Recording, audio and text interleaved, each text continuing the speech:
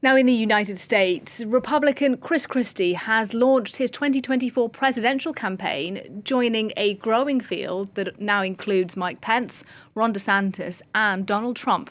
Christie was an advisor for Trump in 2016, but has since become a vocal critic and is now pitching himself as the only candidate who will properly challenge the former president. To tell us a bit more, Ketavan Gorjestani joins me now from Washington.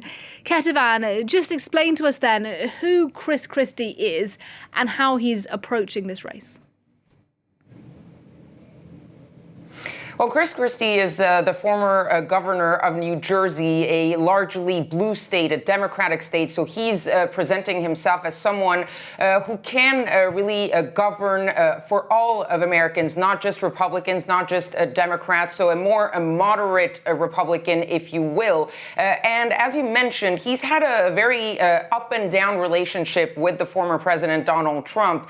Initially in 2016, Chris Christie was running for the Republican nomination. He was very much attacking Donald Trump. And then when he dropped out of the race, he allied himself with the former president. He even became the head of Donald Trump's transition team into the White House. But that relationship quickly then soured. And Chris Christie has been a very vocal critic of Donald Trump. And he now, among all of the declared candidates, has been the most vocal, pretty much the only one who has actually gone really out and very publicly attacking Donald Trump, not criticizing Donald Trump for certain policies, really going for the jugular. And that looks like is going to be his lane going forward in this campaign, really going all out on Donald Trump. He has said it very clearly. He said that the only path for a Republican in this nomination race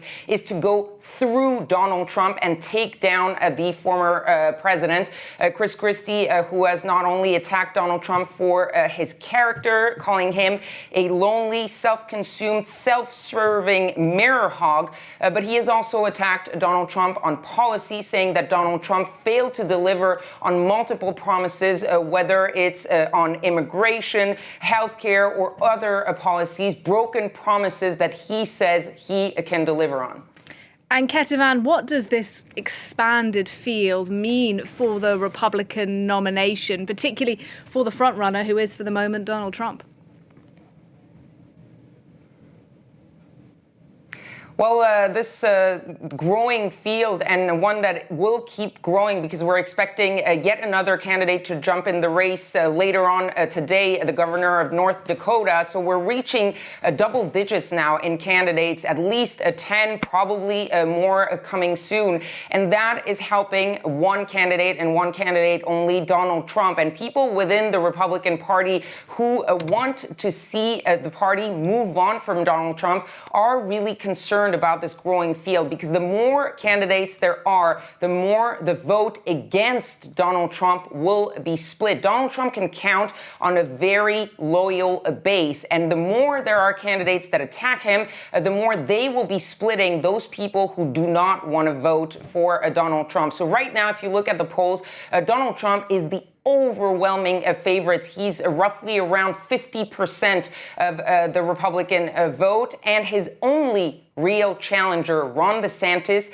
is about 30 points behind him. So it looks right now as a very easy battle for Donald Trump, with just one challenger, Ron DeSantis, and then the rest of the field hovering below the double-digit mark, except for possibly Mike Pence, who has just jumped into this race. But really, it looks like an open field for Donald Trump. That said, we're still very far off. Even the first primaries or caucuses in Iowa still 6 or 7 months ahead of us. So a lot of things can change. And the big first test for these Republican candidates will be coming in August for the first big Republican debate. And the RNC, the Republican National Committee, putting in some criteria, including a polling criteria, meaning you have to have 1% at least in 3 national polls to make it to that debate stage. Right now, if you look at the field, there are only about 5 or 6 of these candidates who are above the 1%. Chris Christie himself hovering just around 1%, so it wouldn't be even sure that he would make it on the stage.